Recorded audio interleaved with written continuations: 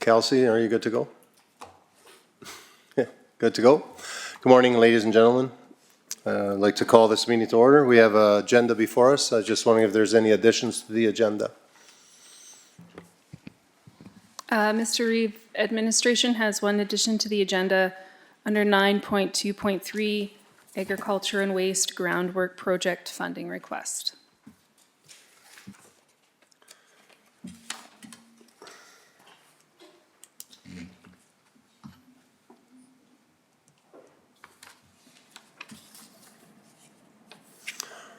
All right, thank you. Any other additions, council? I'm not seeing any. I'm looking for a motion to adopt the amended agenda. Thank you, Councillor Duchesne, for making that motion. That council approves adopting agenda with the following additions under 9 new business 9.2.3 agricultural waste groundwork project funding request. Any discussion on this? I'm seeing none. I'll call for the vote.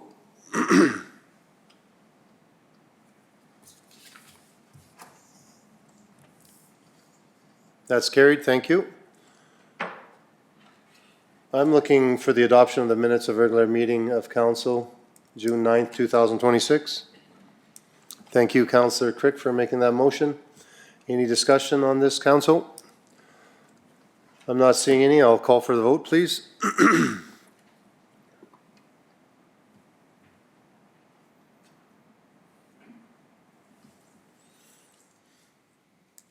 That's carried. Thank you. Also looking for the adoption of minutes of committee meeting on June 16th, 2026. Thank you, Councillor Palmer, for making that motion. That council approves adoption of the minutes of June 16th, 2026 committee of the whole meeting as presented. Any discussion on this, council? I'm not seeing it. I'll call for the vote, please.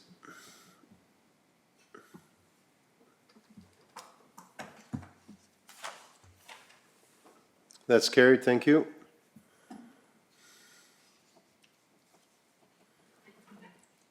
Let's go to 9.2.1.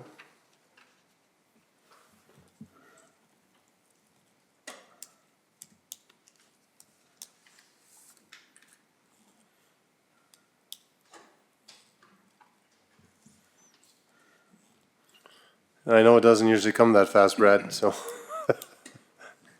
Morning. Good morning, Council.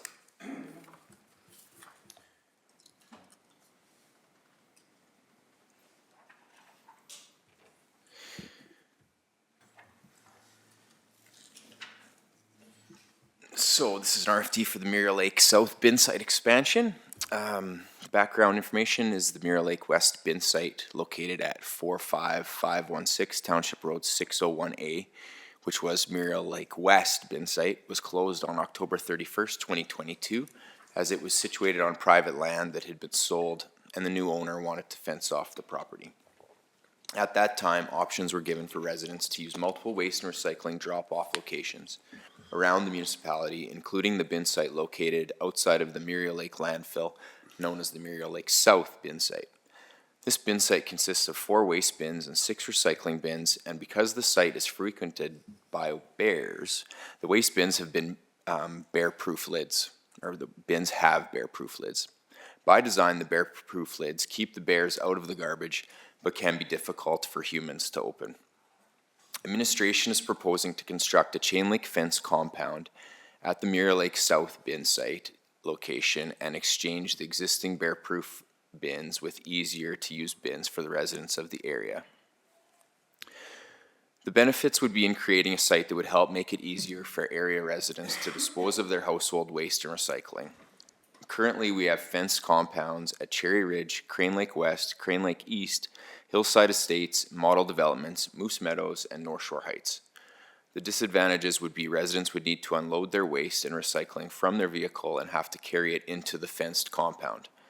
Another disadvantage would be the increased maintenance with snow removal from an enclosed compound. So reference to strategic plan, the mission is to develop a safe, sustainable, and prosperous community. And reference to provincial and federal legislation is the Environmental and Protection and Enhancement Act, the waste control regulation within that act.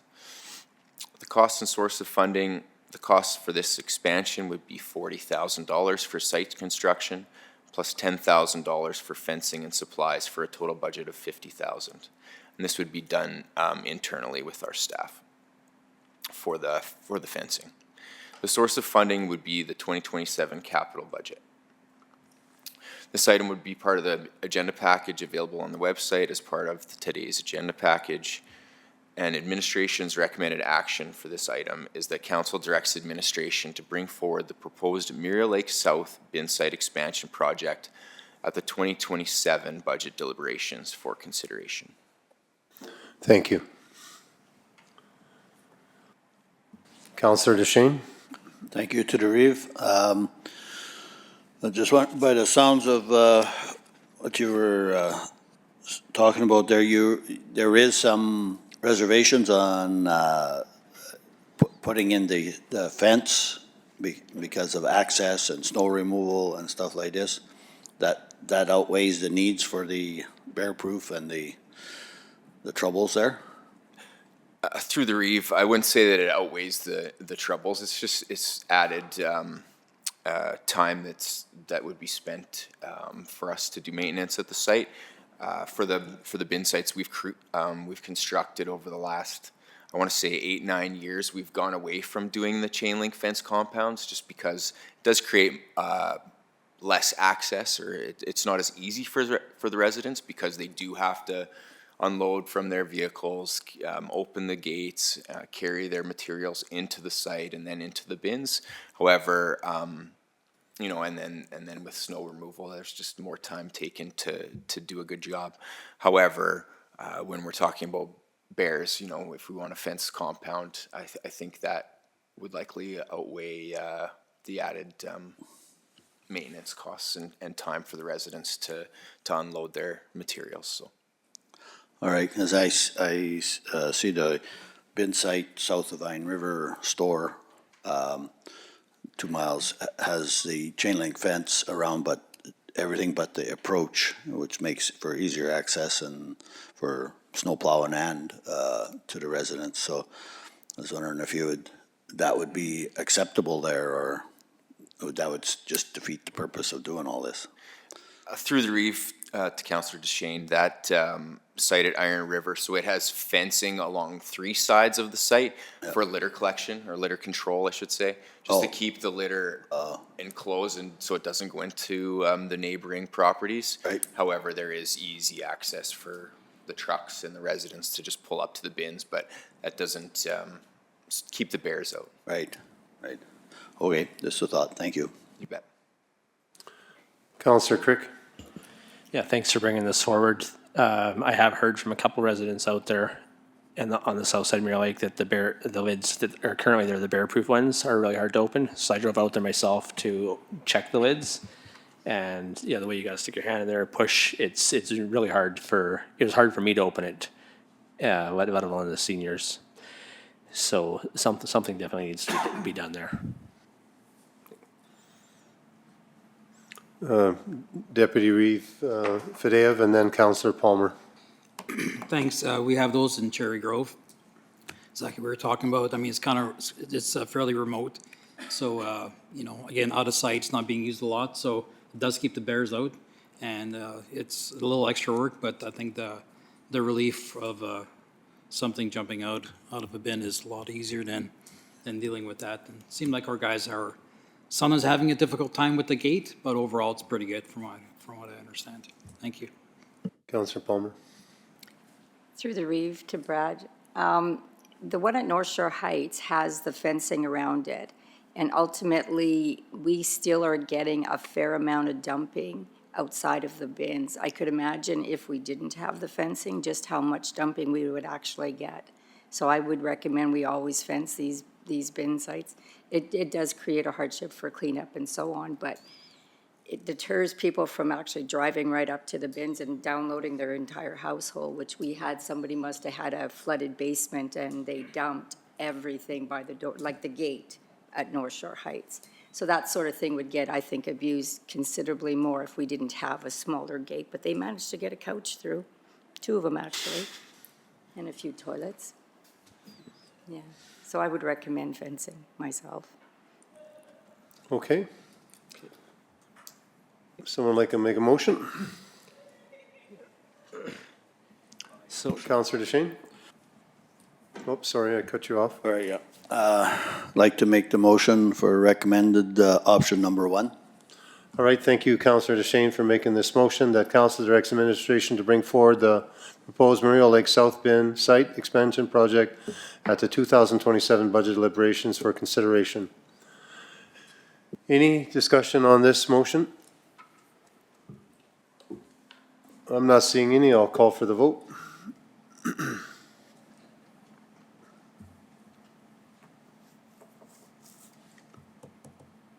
That's carried. Thank you.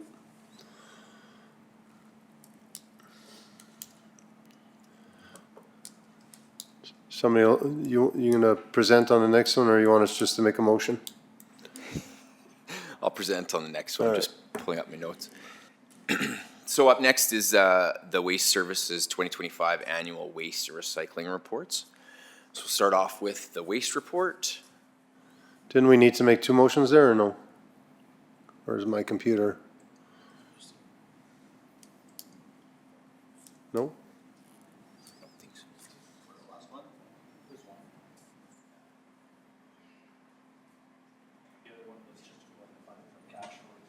Oh, okay. Didn't need it. Sorry. My fault. Thank you. Go ahead. So starting out with the waste report.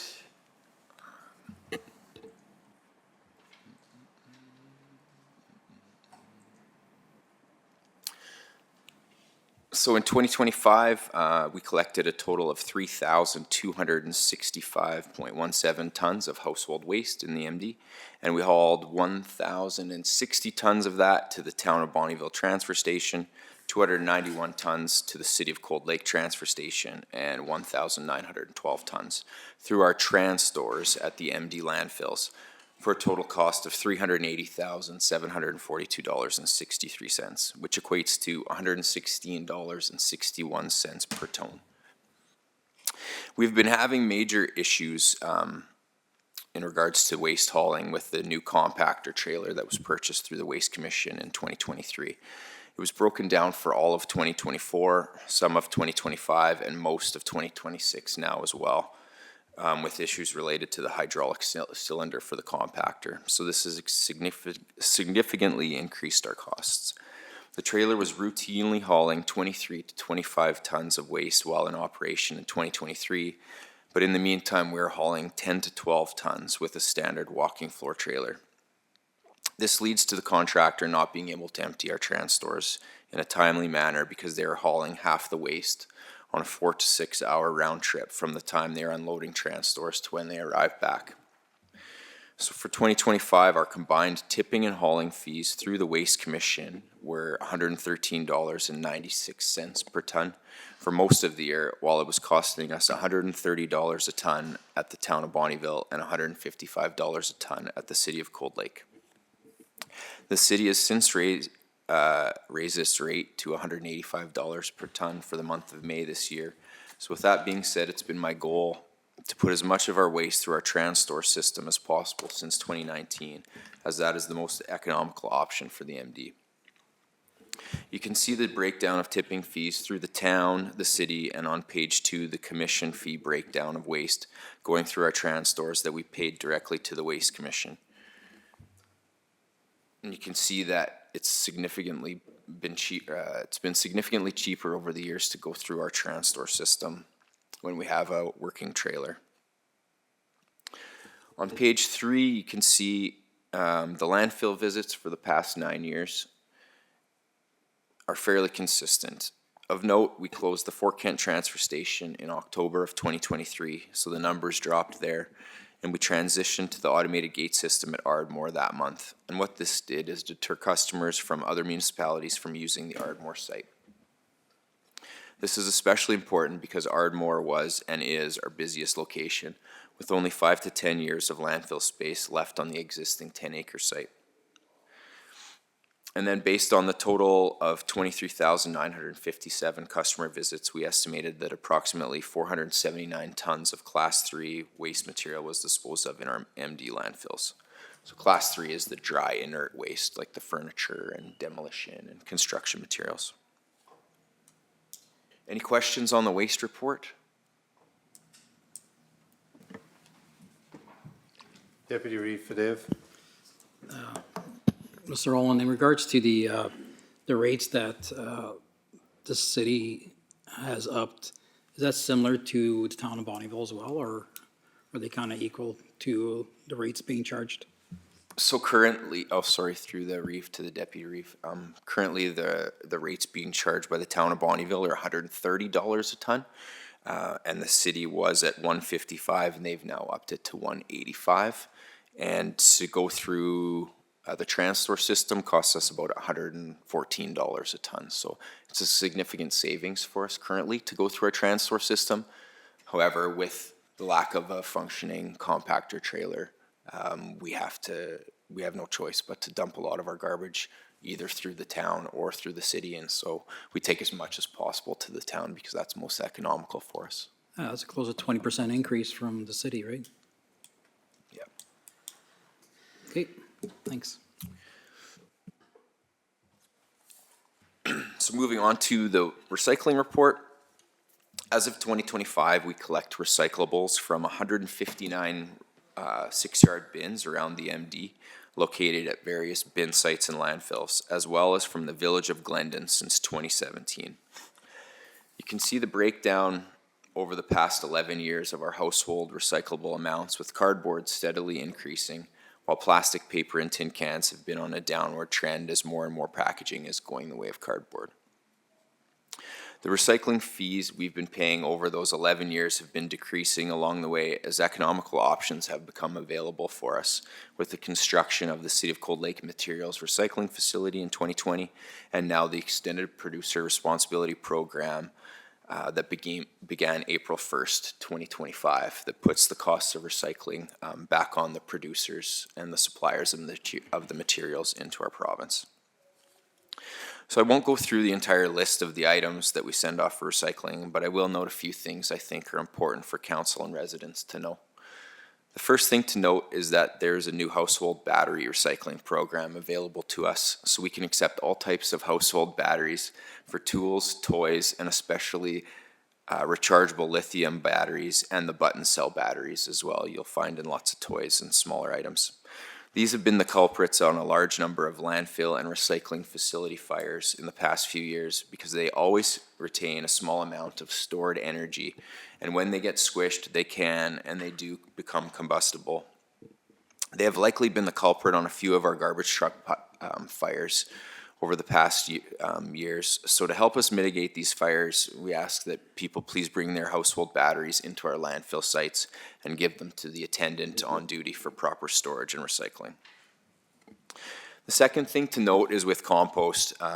We don't track the volumes of compost that we get.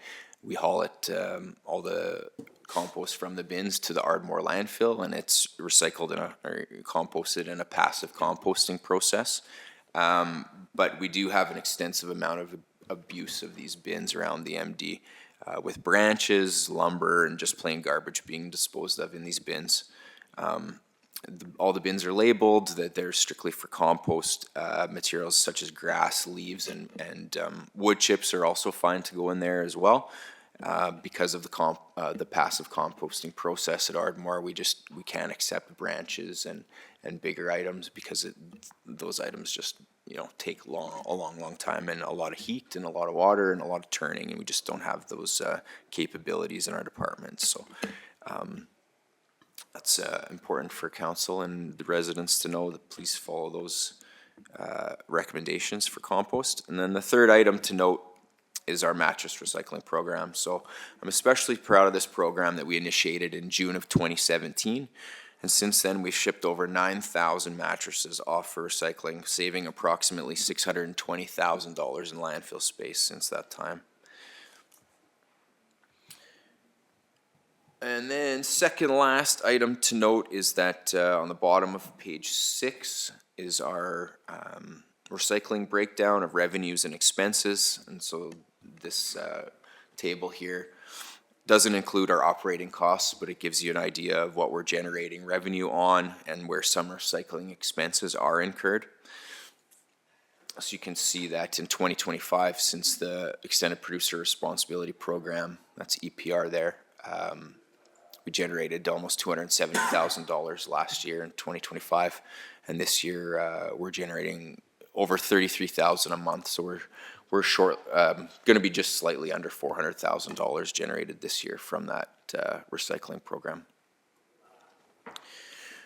And then the last update I'll share with regards to recycling is that for household recyclables, it was just announced that Integrity Waste Solutions received the curbside recycling collection contract for Ardmore, Fort Kent, Emerald Estates, Country Lane, and Countryside Estates as well.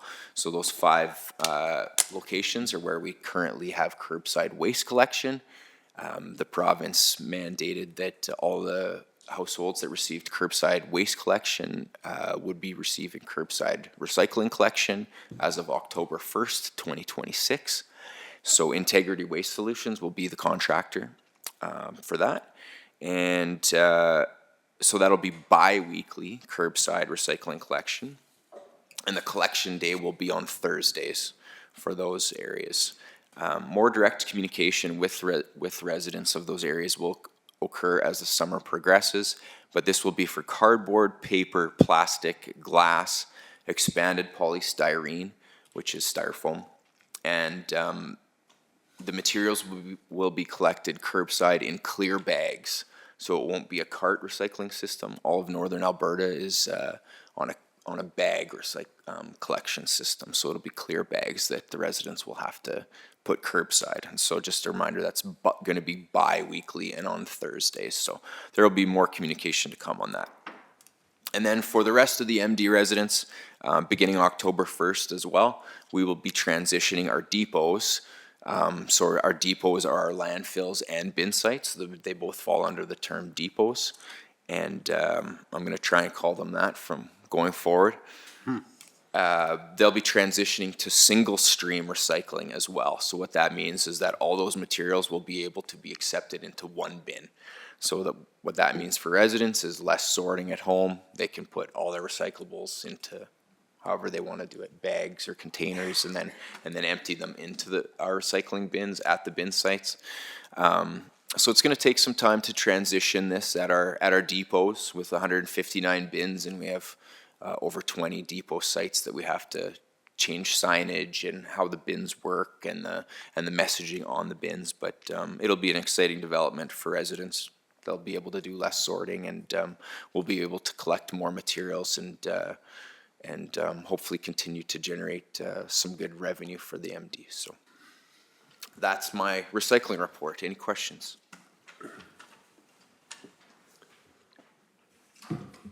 Councillor Palmer, then Councillor Crick. Through the Reeve to Mr. Olin. This Integrity Waste Solutions, this is a program that's been initiated through the province, correct? Through the Reeve to Councillor Palmer, yes. So the province mandated that the costs of recycling are going to be borne by the producers of the materials and the companies that bring these materials in, the Walmarts, the Costcos, the Canadian Tires, and then so that the municipalities aren't going to bear the costs of recycling anymore. Integrity Waste Solutions was a company that won the tender, so I think it was up to a 7-year contract for the curbside recycling collection for our catchment area. So that not exactly sure. I won't name any other municipalities that might be included in that, but for our purposes, Integrity Waste Solutions will be the contractor going around to those areas to collect the curbside recycling. Perfect, thank you. You're welcome. Yeah, through the to Mr. Olin. That ERP, the 268,000 that we collected so far, is that through Integrity too, or how does that work?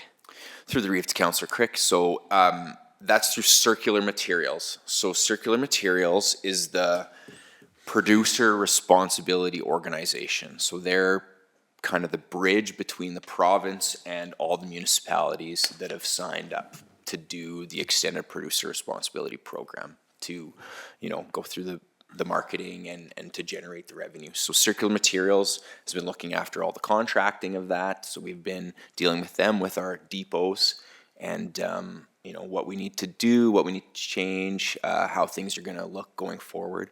So that money has been supplied to Circular Materials as the producer responsibility organization. And then they have been the ones to pay that money out to the municipalities. So because we started this process back in, I want to say December of 2023, something like that, we were part of phase one. And so, right, as soon as phase one kicked in April 1st of 2025, we were able to generate revenue back for managing our depot sites as well as doing the collection. So we have our trucks that go around and collect recycling on Tuesday afternoon, all day Wednesday, and usually on Thursday as well. And so we put what our costs look like to Circular Materials, and then they came back with a contract offer to us. So this is the money that's been generated from that. So Integrity Waste Solutions would be completely separate. They're on a separate contract, but we will be seeing them in the MD collecting the curbside recycling. Thank you. You're welcome. Right, thank you. Anyone like to make a motion? Yeah, thank you, Councillor Crick, for making a motion that council accepts the Waste Services 2025 Annual Waste and Recycling Report as information. Any discussion on this motion, council? I'm not seeing any. I'll call for the vote, please.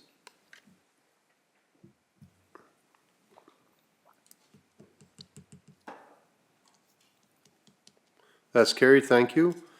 Thank you. We have addition 9.2.3. Okay, next for me is the agricultural and waste groundwork project funding request. So during the 2026 budget discussions, administration was advised that the Transportation and Utilities, or I should say Infrastructure Services Department, would be able to complete the groundwork on the newly purchased piece of land that is adjacent to the agricultural and waste shop. Based on that understanding, a separate budget allocation was not established within the agriculture and waste budgets for work in 2026.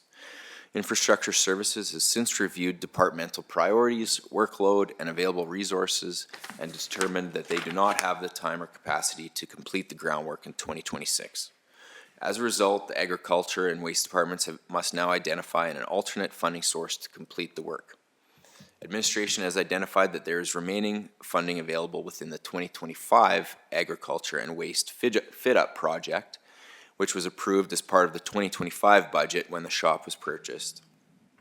As the proposed groundwork is directly related to the use and development of the adjacent property associated with that site, administration is seeking council approval to use the remaining project funds for this purpose. Administration is looking for council approval for relocating 2025 agriculture and waste fit-up project money of $41,194 from the 2025 capital budget. The estimated total groundwork budget is $70,000, and the balance remaining would be funded from the 2026 waste budget through contracted services. This project is near completion. In order to pay the contractor, we would need this motion.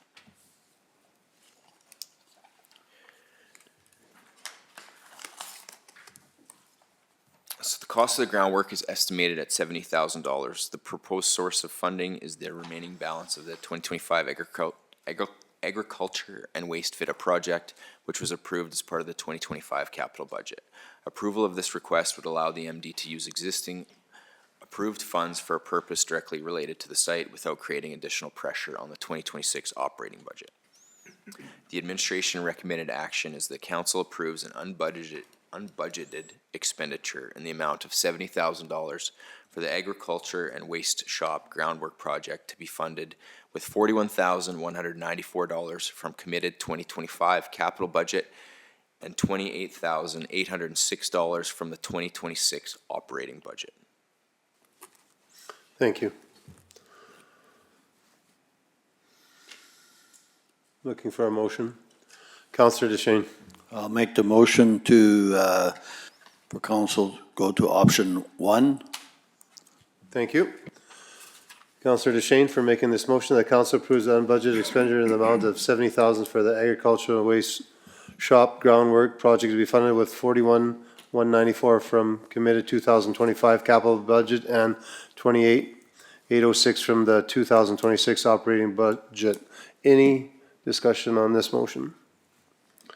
I'm not seeing it. I'll call for the vote.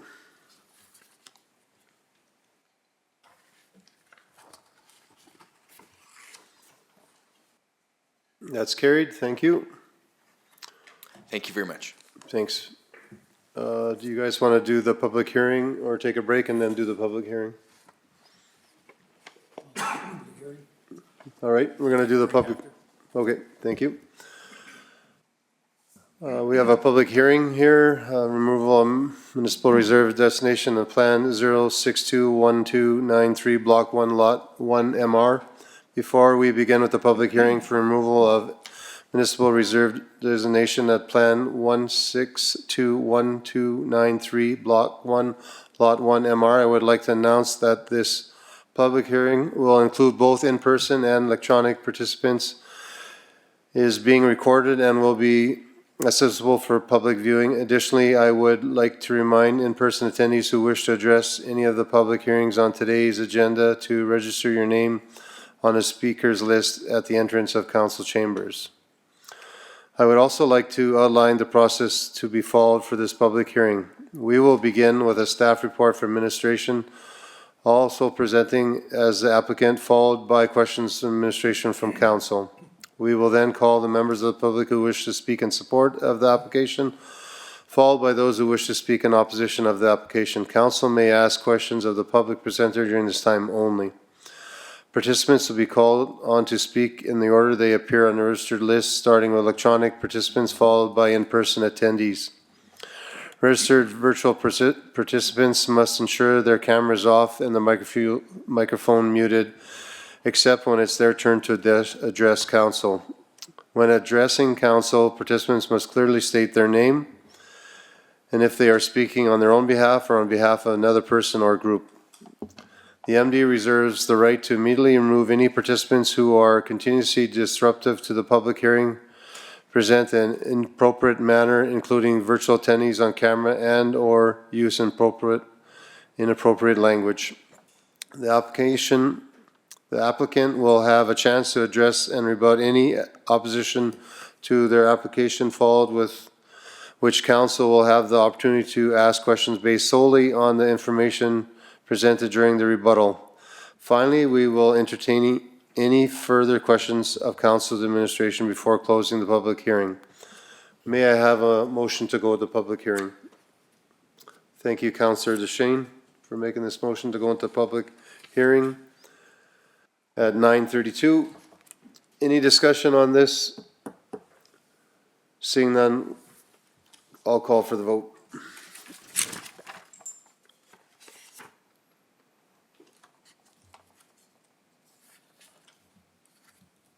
That's carried. Thank you.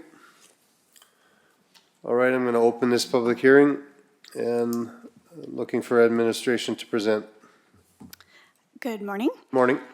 As presented at the May 12, 2026 council meeting, the owner of Southeast 10, 616 west of the 4th, Remnant, has expressed interest in returning the parcel to agricultural use as they do not intend to develop it under the current area structure plan or land use zoning. The parcel does not currently have physical access to Township Road 611A. To address this, council may consider removing the municipal reserve designation from Plan 0621293, Block 1, Lot 1, MR, sell it to the landowner where it will then be consolidated into Southeast 10, 616 west of the 4th to provide access. At the May 12th council meeting, council directed administration to proceed with a public hearing in accordance with the Municipal Government Act, including required advertising and on-site notice. Notification of the public hearing was forwarded to stakeholders, adjacent landowners, was advertised in the newspaper, on the MD website, and on the municipal reserve itself in accordance with the MGA. No concerns have been received. Following this public hearing, council may direct administration to remove the municipal reserve designation. Thank you. Any questions of administration? Not seeing any questions from the applicant? Not seeing any. I'd just like to announce at this time that there's no written submissions that have been provided for this agenda package.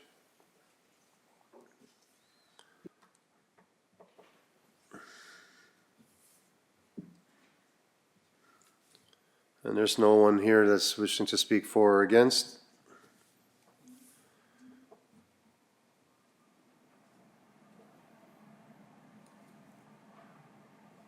Any final questions from administration?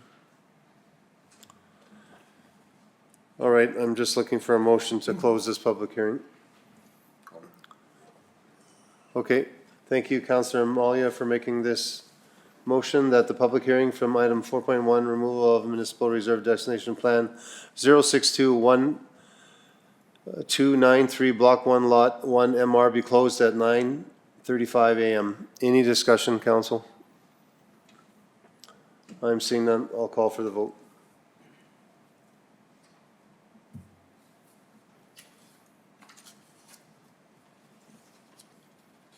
That's carried. We're going to take a break now. Thank you so much. Great job.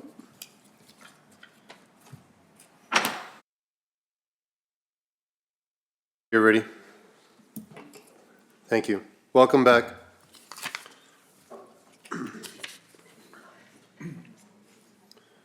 I believe we're going to 9.3.1.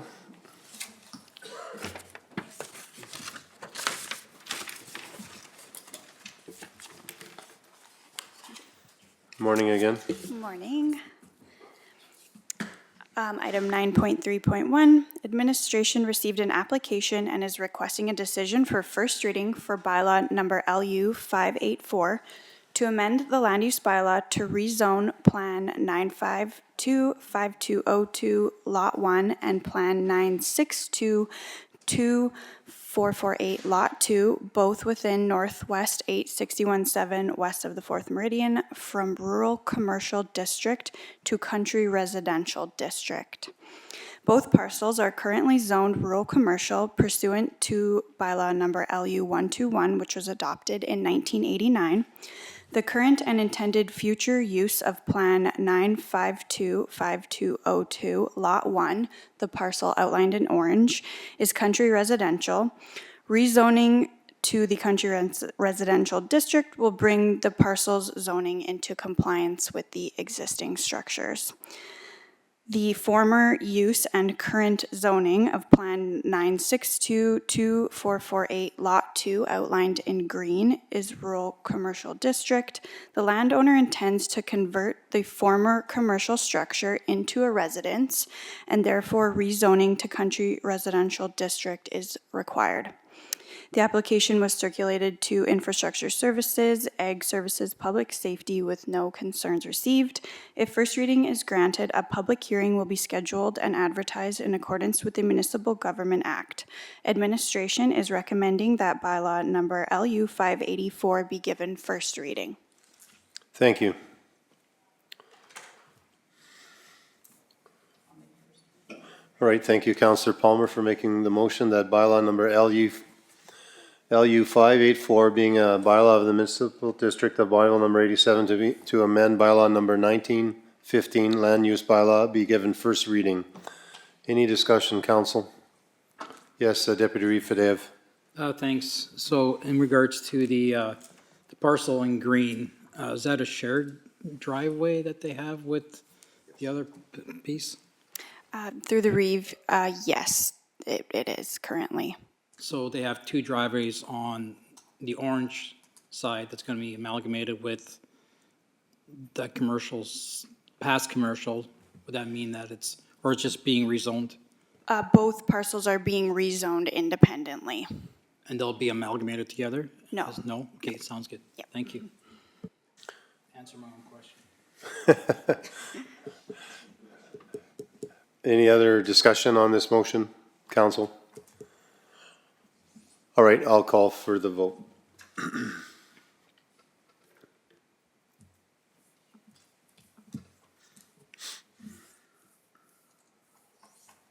That's carried, thank you, thanks. Community Services, 9.4.1.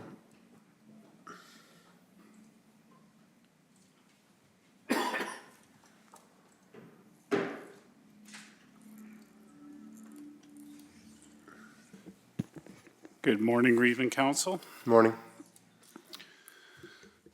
So at the regular meeting of council on May 26, 2026, a delegation was made by Big Smoke Bonnyville, a group presenting an update on their operation as well as a request for financial support. Council directed administration to bring it back to future meeting of council for consideration. The group is in their 5th year of their competition. Each year has grown both in participants and in crowd size. The event is now sanctioned by the Kansas City Barbecue Society, and they are hopeful to having 25 participants. In 2025, they estimated the public attendance to be over 450 people and expect a larger crowd this year with the option to have public purchase food on site. The group is requesting funding to help offset the cost of sanctioned judges, equipment, and increased costs associated with the event, as well as 10 picnic tables. Past givings to the group was in 2024, 6 picnic tables, in 2025, 10 picnic tables.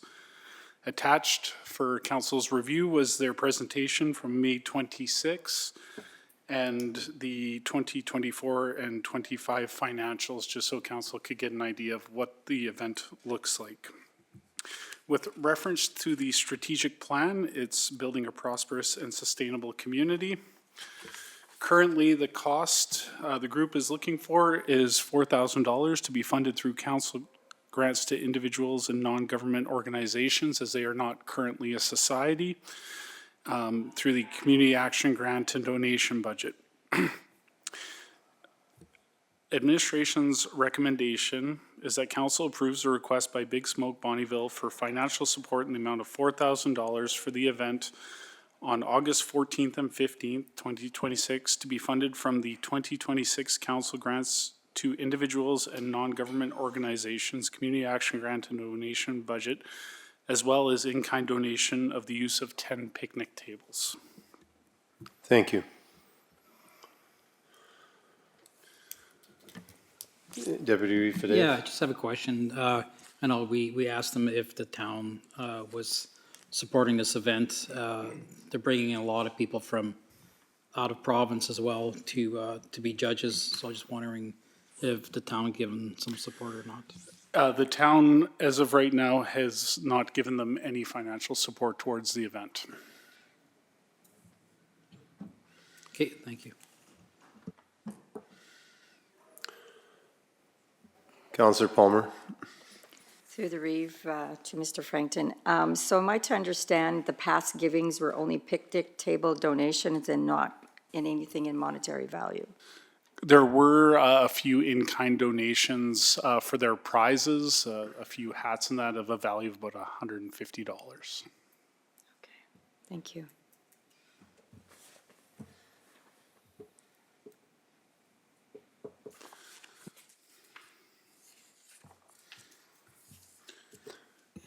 With the, if council considers the donation, it would put us in a double diamond sponsorship package, which would have the MD logo that would be placed on their trophies. There would also be free team entry into the event, and then advertising through all their social media platforms advertisements. All right, thank you. Deputy Reeve Fadea? Yeah, thanks. I'd like to make a motion to be a platinum sponsor for $1,000. All right, thank you for that motion. Deputy Fadeo, that council approves the request by Big Smoke Bonneville for financial support for the amount of 4,000 in the event. Is that what you wanted? 1,000, sorry. Oh, Platinum, sorry. We'll wait till the motion changes up there.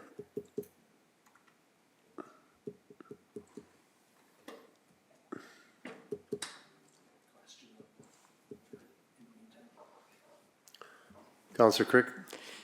Would your motion include the picnic tables donation in kind for 10 picnic tables or not?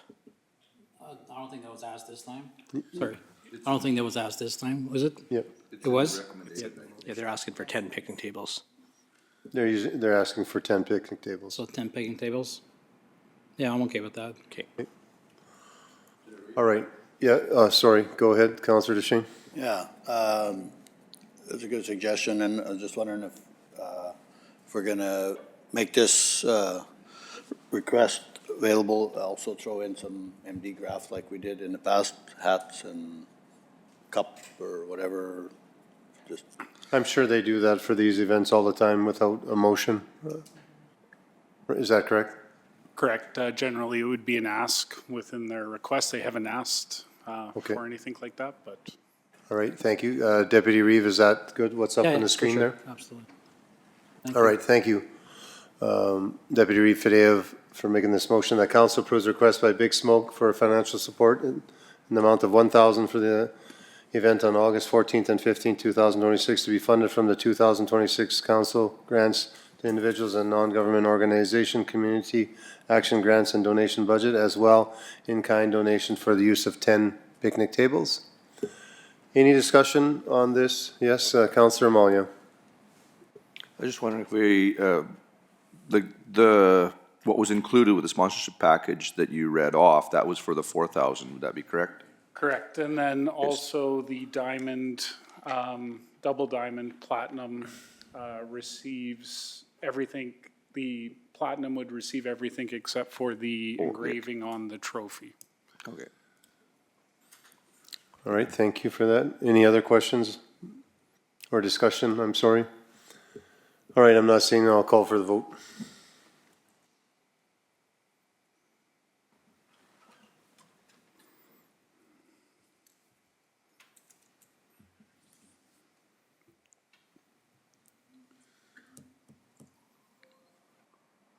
That's carried, thank you.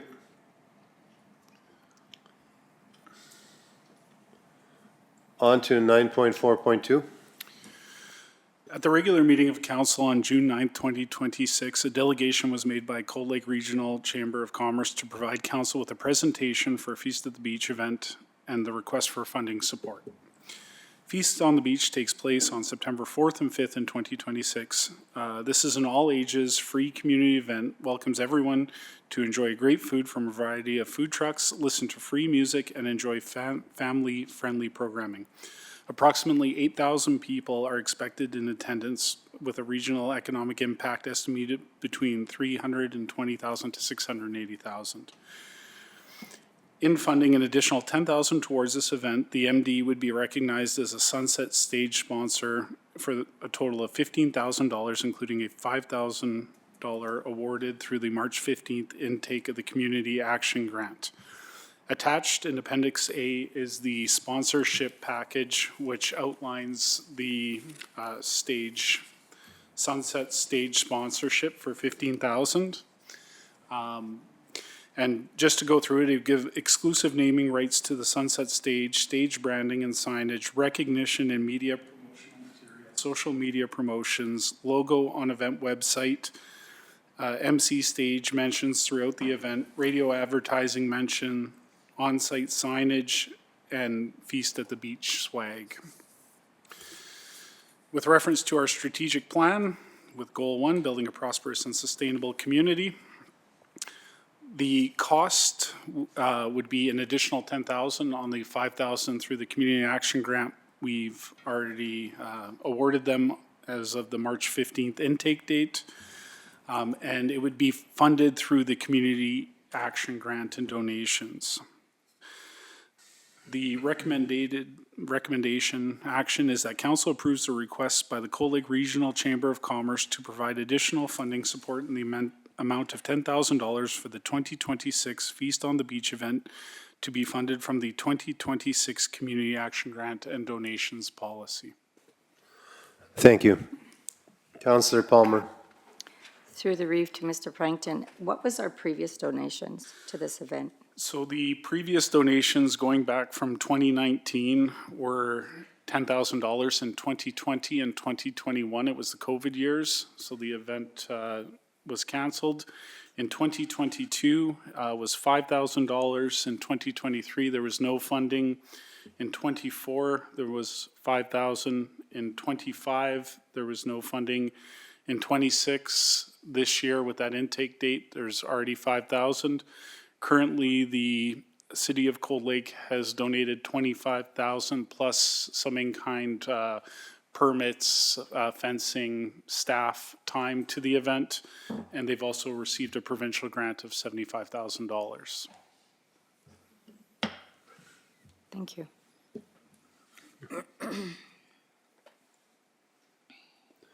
Councillor Kaluk. I think we should make a motion to give them a little more. I'm not sure if the full amount. It is a big event and a lot of people take part in it. So I think we should increase at least another 5. Just that there's so many people take pride in going to it. Like it's a good turnout for everybody. Okay, would you like to make a motion on that, or someone else wants to say something?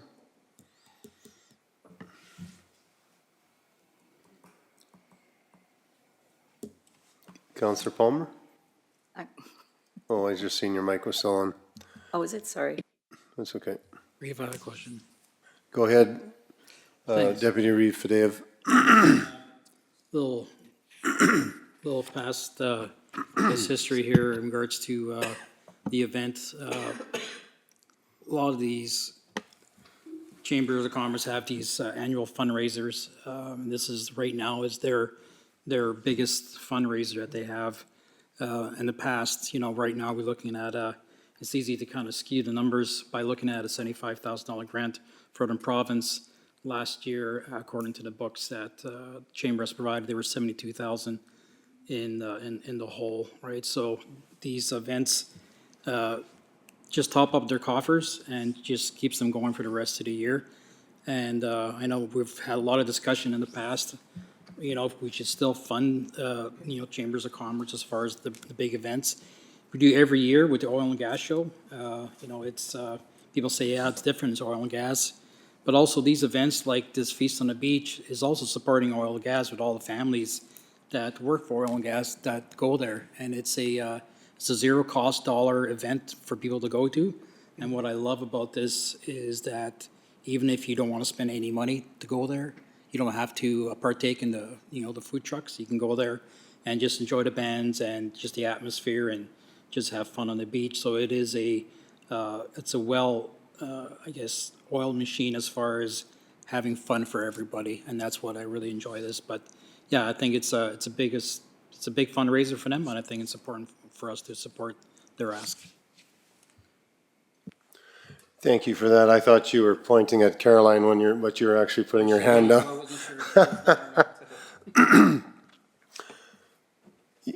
Yeah, myself, I think, 10,000 or 15,000, we're going to get a lot more bang for our buck at 15,000 in the event for, putting our if we're going to sponsor it, we should have our name out there. So that's what I think as well, but it's up to council. Yeah, yes, Councillor Kaluk, go ahead. I'd like to make the motion and move forward with this then. Okay. Thank you, Councillor Kaluk, for making this motion. The council approves the request by Cold Lake Regional Chamber of Commerce to provide additional funding support in the amount of 15. It's supposed to be 10,000, isn't it? Yeah. 10,000 for the 2026 Feast at the Beach event to be funded from the Community Action Grant and Donation budget. Any discussion on this motion, council? Okay, I see none. I'll call for the vote.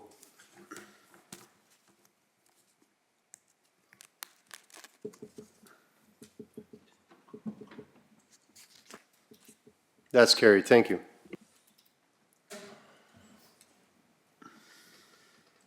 Thanks. Great job. On to 9.5.1.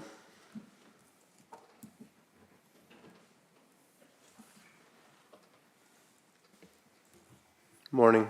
Good morning, Reeve and Council. I just got a question for you right off the bat. How come nobody sits in the left chair? Don't know? I'm not sure. Okay. I thought you would know because you're financial brain and, all right. Go ahead. Administration has prepared an amending master rates bylaw to update Schedule A, master rates and fees schedule for council's approval. Bylaw number 1937 received first and second reading on June 9th, 2026.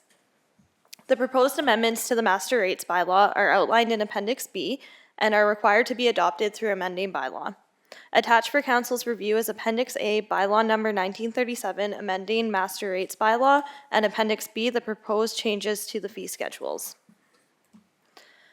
Administration's recommended action is that bylaw number 1937, being a bylaw of the Municipal District of Bonnyville, to amend the master rates bylaw, be given third reading. Thank you. Someone like to make this motion? Yes, Councillor DeShane.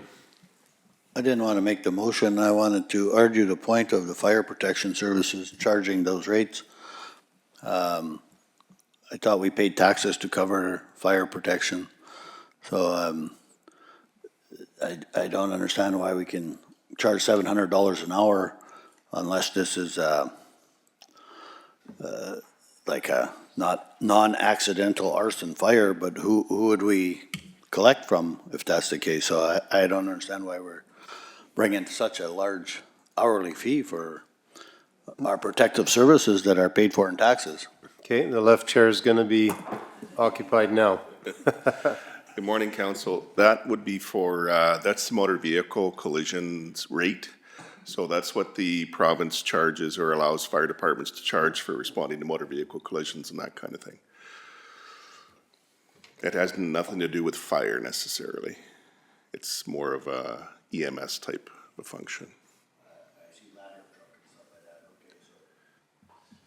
It seems like everything is listed in there, so it just seems like it's a lot of equipment for automotive fire. So that's why I was asking. It seems excessive, but if the province allows it, what choice do we have, right? So the fire department doesn't charge for structure fires, but they do charge for vehicle fires and that kind of thing, and vehicle response on the highway to collisions and that. Okay, thank you. And that's probably insurance covers Yes, some of that. that's correct, yeah. In some cases, they don't. We've had the odd case where there's been a vehicle that's been burnt, but with no coverage. So we've had those from time to time, but generally, yes, that's where the coverage comes from. Okay, thank you. Thank you.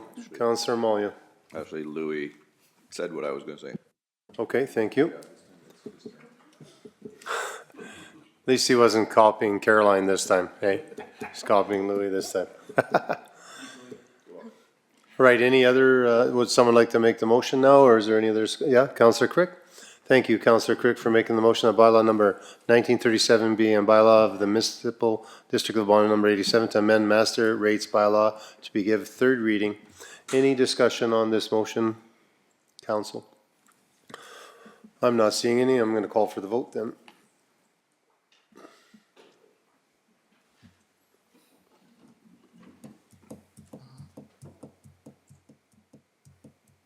That's carried. Thank you.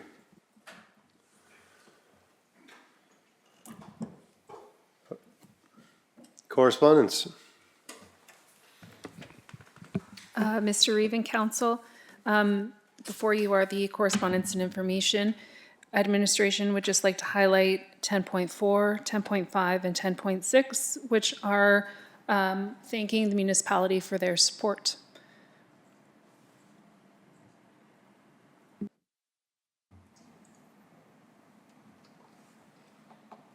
Yeah, thank you. What did we support at Goodridge? Goodrich was the 4-H, Yeah, I know. What did we support though? there, was their fundraiser steak supper. Okay, So, yeah, we had donation in for their silent auction. okay. Thank you. Any questions from council, or would someone like to make a motion? Yeah, oops, sorry. Sorry, if, before council makes a motion, it's my understanding that Lisa with Planning and Development would like to just provide some information to council about planning. Sure. Thank you for using it. It's just we'll have to replace the right one sooner than the left one, so we're getting equal use now. Thank you. So good morning. Morning. So Planning and Development is one of the more regulated departments in the municipality.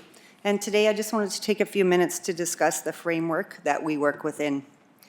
So the intent today is to provide some awareness for council and for the public so that there is an understanding on how these systems are structured and where the MD fits within them and how provincial and regional direction flows down into our local processes and our decisions. When we look at planning and development in Alberta, it sits within a larger framework. So provincially, the Municipal Government Act is the overarching legislation for municipalities, and it contains the section that deals specifically with planning and development. As well, at this level, we have the Lower Athabasca Regional Plan. So this is a regional land use plan for the area and provides high-level direction for the province. Both of these documents are quite broad, and then you move down in the hierarchy where things become more specific. So this all flows into our local planning documents. These are municipal development plans, area structure plans, and the land use bylaw, which they must all align with the higher provincial plans. So the municipal development plan, the MDP, this is council's highest level statutory planning document. It establishes the overall vision, goals, and policies for the municipality and provides framework that everything must align with. Beneath that is area structure plans, or ASPs. So ASPs provide more detailed planning direction for specific areas of the municipality, such as future neighborhoods and growth nodes. Importantly, the ASP must align with the MDP, and it also cannot contradict any higher levels. The land use bylaw is the implementation tool. It translates the policy direction of the MDP and the ASPs into specific regulations. So within this, you'd have zoning, permitted and discretionary uses, setbacks, height limits, and so on. So the land use bylaw is the primary tool that we use every day to evaluate development applications. So the overall system is set up so that each level aligns with the one above it, and the plans get more detailed as you move down the line. So we also wanted to talk briefly about safety codes. So safety codes fall under a provincial framework through the Safety Codes Act. The Safety Codes Council oversees this system. So municipalities, corporations, and agencies are accredited to issue permits and conduct inspections in these disciplines. The MD is an accredited municipality, which means we're authorized to issue permits and carry out inspections through safety codes officers in the disciplines that we administer. So these disciplines include building, electrical, plumbing, gas, and private sewage. So ultimately, the purpose of these codes is for public safety, and the municipality does not have the authority to vary from any of these code requirements. So we just wanted to bring this information forward for awareness for both council and the public. It helps show that these frameworks guide the work we do locally within planning and development, and why our role is to apply these requirements with the structure that is set out through provincial and regional levels. Thank you. Any questions? Councillor DeShane. More or less statements. So we are following all the codes of the provincial government code system. So, and we can't vary from them. So why do we not have a on-staff inspector doing our own stuff? Why do we have to have contractors, or why do we have to have fees for every little thing we do if we just have to follow all those same rules and just we can have one person inspecting or two people on staff inspecting all the projects, all the builds, without any problem if they have the code books. Why isn't the province even having their inspectors, rather than harass us if we make a mistake or something goes wrong? Wouldn't it be easier just to have someone on staff to provide all the inspections for our municipality? Because we got to follow all the same rules. Yep, through the reef to Councillor Duchesne. You most definitely could hire somebody, a safety codes officer that you could have on staff. They would have to be qualified in all those disciplines, but you definitely could. They would still do the same inspections and follow the same codes. Yeah, rather than having to adding more fees and more costs to the permits and fees to everything, we could have someone on staff to do that for our residents. I think it would be easier way to go and easier to look after our residents that way. Just a statement on that point. I just thought the fees would be the same. We have somebody on staff, I don't think we need to charge all those fees. Okay, Councillor Palmer? The only problem with having one safety code officer, it'd be pretty hard to find someone that would be qualified in all those disciplines, because you're generally an individual who has taken and gotten your master electrician, your master plumbing, and so on and so forth certification. So that'd be a tough one. Ultimately, when you have only one individual doing all the inspections, he would not have time, he or she would not have the time or ability to be able to do all those inspections for the amount of permits that are taken out yearly. It'd be a tough one. Thank you. Councillor Amalia, then Councillor Duchesne. I think similar to what Caroline said, that safety codes officer is one thing, but then as stated, there's all the different disciplines, the plumbing, electrical, those sorts of things are generally people that are trained in that specific line. And as stated, that when you hire one person, again, that would be an increased cost to us to have that salaried position, salaried or waged. But then it would also mean that there are times in the construction season when one person wouldn't keep up. There might be times in the construction season where one person would have free time on their hands. So we would have parts of the year where one person, as she said, wouldn't even be enough. And so I think managing it by simply contracting out is probably a much more reasonable way of approaching it than you simply contract as needed for all the different inspections. And again, then like I said, we have the cost of the contract or them to do it, but if we hired our own, then it's not simply that somebody currently on staff would be doing it, we'd be having to hire specifically for that position as well, so we would still have that expense anyway. Thank you. Councillor Duchesne. So could I ask how many safety codes contractors do we hire now? Yes, you can. So we do have a contractor that does the private sewage, gas and plumbing, and we do have a contractor that does electrical, and we have a separate contracting company that does the building. So we have three different contractors for that. So as it was stated, all the fees are to cover the wages for the contractors, which would be probably a lot higher than they would be for a employee. So I think that those costs would be covered from those fees, but they don't seem to want to go away. They keep going up. So just my thoughts. We have three inspectors only to inspect every job, every part of our construction season. Just putting that out there, I guess. Okay, thank you. I think we have Councillor Crick, then Councillor Kaluk. Yeah, just a couple of quick points. I agree, if it was cheaper for us to hire, then I think we should go that route. If we could hire a few people to do that for less cost, but if not, then stick with the contractors. And also the service level, though, these contractors, some of them probably live right in the MD. I know the electrical inspector is one of my neighbors, so I know he's here. So it's not like we're getting somebody from drive up from Edmonton for electrical anyways. I don't know about the other ones. But. Councillor Kaluk. Just wondering how many permits are pulled in a season, like in a year? Ooh, I could get that information for you. I don't have it with you right now. Just wondering if it is possible for one person to do it or if it's not. So if you had hired some person, they would still need their holidays, they would need time off. I don't feel it would be, especially for the building discipline. I know we contract out a service that they have more than one person that actually comes up, and they have different contractors for industrial compared to residential for inspections. Okay, thank you. Yes, Councillor Palmer. Through the Reeve to Lisa Folliot. Ultimately, when it comes to the fees, the only fees we are actually paying are what? So most of the fees that we get, there's, it's into 3 different sections. So there's the fee for the contractor, the administration fee, which is $20, which is what we keep, and the Safety Codes Council fee, which is a percentage of the permit. So the actual building or the permit fee itself that goes to the inspector, is that it in and out?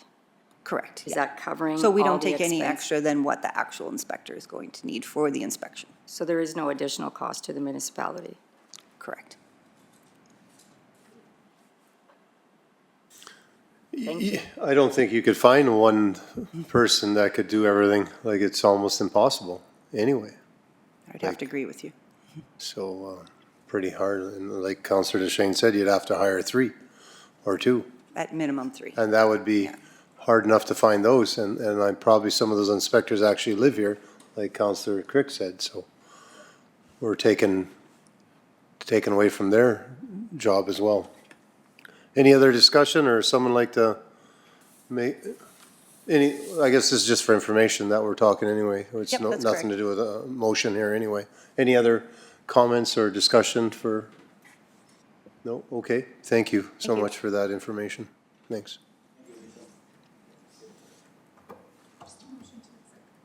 All right. Okay, we're just looking for a motion to accept correspondence.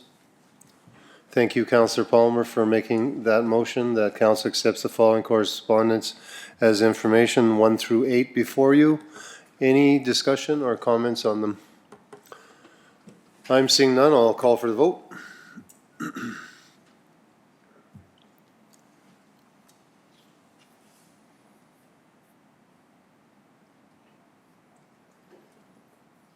That's carried. Thank you. We're going into reports from the council members. Whoever likes to start, go ahead. Councillor DeShane. Thank you to the Reeve. Just want to, we only had a couple meetings, BRFA meeting, which was not very eventful and just a regular business to deal with. And if there's anything else to add to that, the Reeve or Josh would add to that. Attended the LaCorey Farm Fair and have to thank the Hall Board and their volunteers for all the hard work. Reeve Berry was out there with his tractor and trailer and hauling people back and forth. Warren with his horse and wagon, and another fella with a tractor and a trailer, and turned out to be a great time. A lot of work involved in that.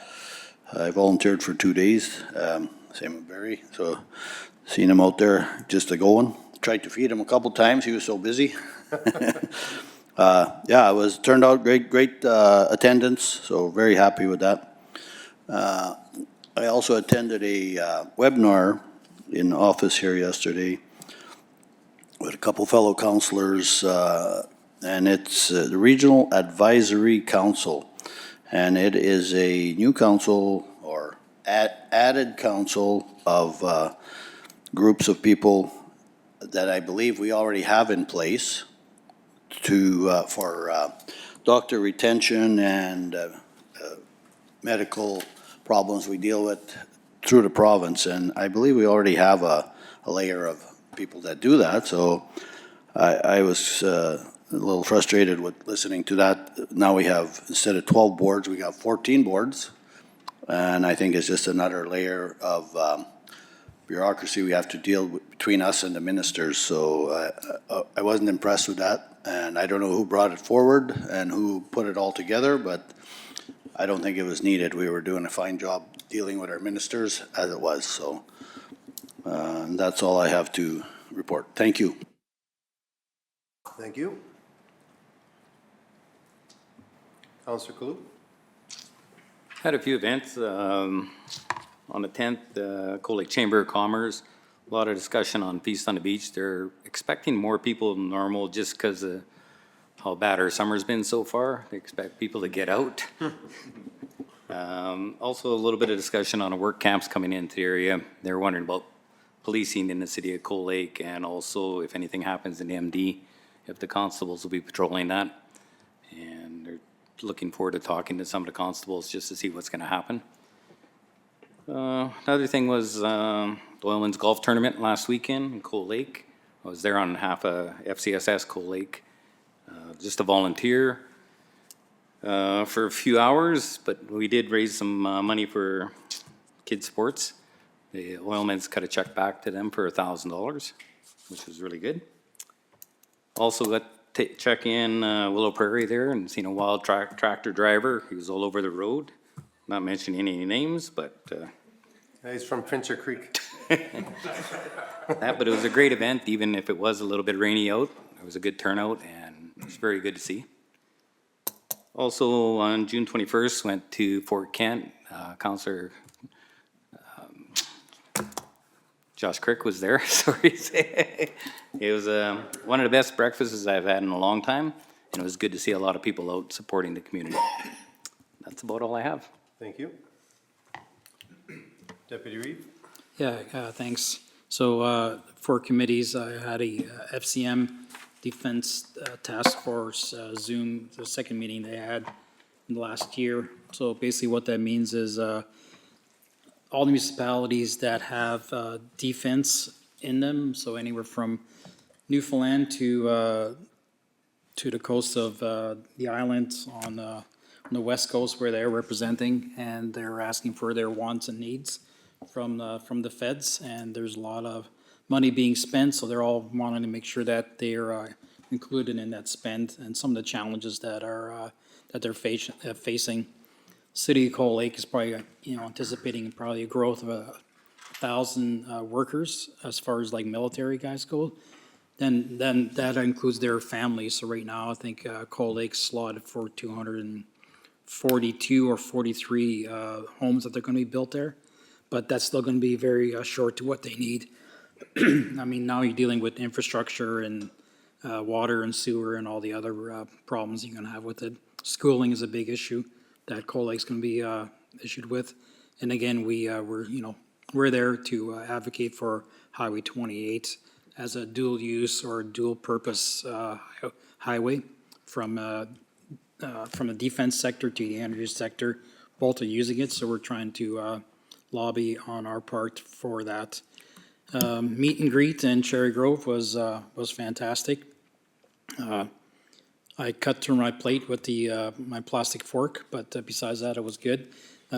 Filipino baller event, so they had a tournament here in Bonnyville. So they had people from Lloydminster. They had about six teams, and it was a lot of fun. Those guys really they have a good view of life, and they're just laughing and giggling, and then for their the prizes. So between each quarter, they got the people in the stands to come out there, and whoever scored a hoop, they got a 40-pound bag of rice. Okay. So and according to some of the members, that only feeds a family for a month. So farm fair, I had a chance to attend the car show there. It was well done, and yeah, thank you. Thank you. Councillor Malio. Yeah, this last week I didn't have a whole lot, but yeah, starting June 17th, last week we had the Smart Start closing event from Community Futures in the Cold Lake area, and that one was, yeah, Deputy Reeve was also there that night. But yeah, it was a really good night. Just I didn't know much about the program or anything, but it was good to learn about the program and just learn from some of the businesses there and talk to some of the ones that are there as mentors for the business in that Smart Start program. Saturday was the Glendon School graduation ceremony. The smallest graduating class they've ever had. There was only 8 grads this year, but I was able to be a part of that ceremony and congratulate them on behalf of the MD. And I was also at that webinar, yeah, and I would concur that it almost seems like it's a nice way for the ministry to put in a buffer between them and the local people, so. But, yeah, I can see where they have a purpose, but it's not looking like it's the purpose we might want to be able to advocate, but yeah, we'll have to wait and see how it all shakes out. They're into their first full year now, so hopefully it turns out to be a good thing. And, yeah, I guess, yeah, that's about it. Thank you. Counselor Palmer? Just wanted to report. Thank you. Just wanted to report going to the Fort Kent and LaCroix Community Information Center, or open houses, sorry. I was quite impressed with the turnout and very happy with staff that attended. It seemed to be a very positive, both open sessions, and there were people that were actually quite surprised when they found out some of the programs that we actually offer as a municipality. I definitely would support doing that more often and doing it throughout the MD every odd year or however that works, but it was well received and should continue doing that, in my opinion. Went to Lakeland Lodge and Housing on June 17th. One of the biggest discussions was labor shortage and trying to create ways of trying to stimulate more applications coming their way. They're feeling that the people who are applying don't even make the interviews. And when they have a shortage of people on sick leave, maternity leave, it really leaves them short. So that's one of their biggest stumbling blocks. The Chamber of Commerce, a little bit, they've gone through a new board. I'm a little disappointed at the 17% of MD businesses represented, but their intent is to really hit the ground running. They have certain employees in place now that will be going out and being part of visiting businesses and trying to get them on board to seeing what they can offer them.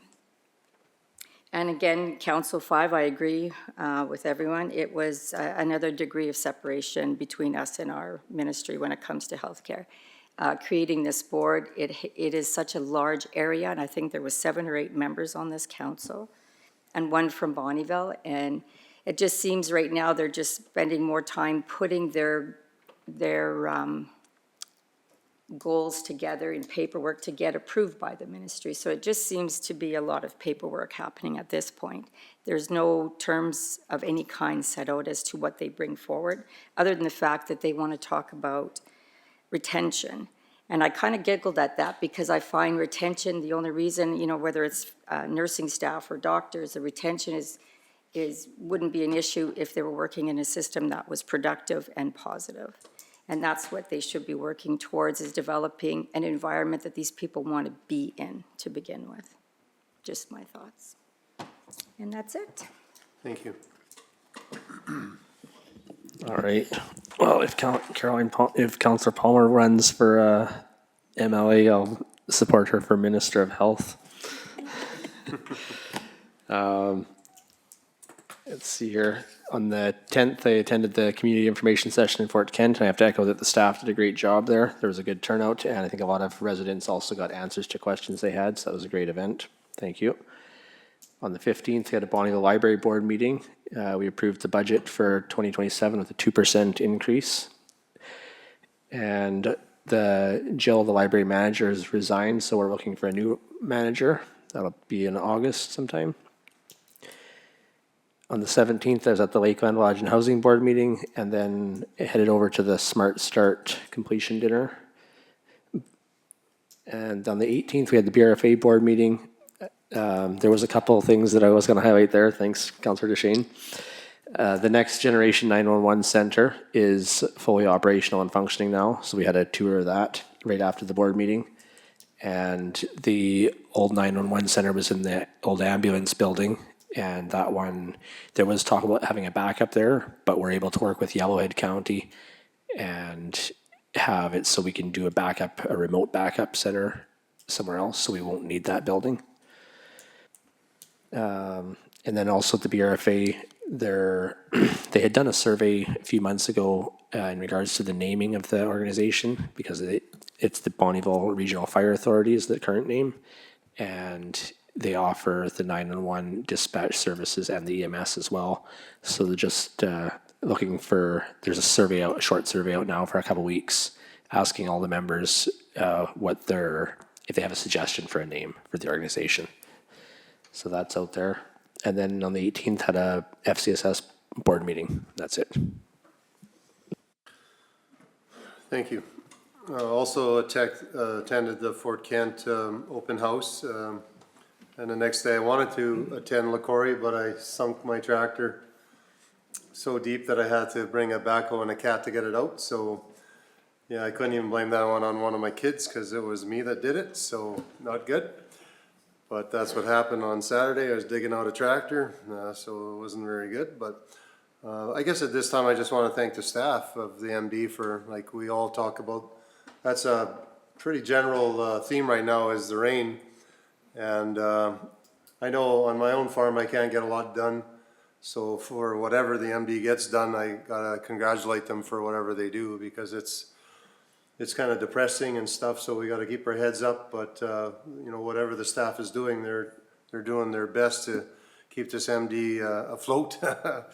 Bad choice of words there, but yeah, it's just that they're working hard out there, and I see them going all over. But it's hard to get something done when you do something. Even in my own yard, I go and fix a hole, and the next day it rained an inch, and it's all back to square one. So it's not easy out there. So thank you to the staff.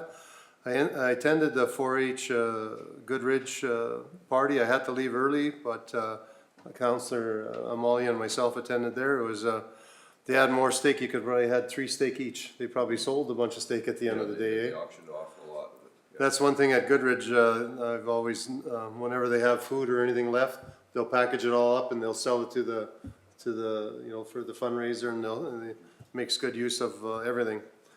LaCorey Farm Fair, yeah, it was a great event. Ended up driving a tractor a little bit of the day.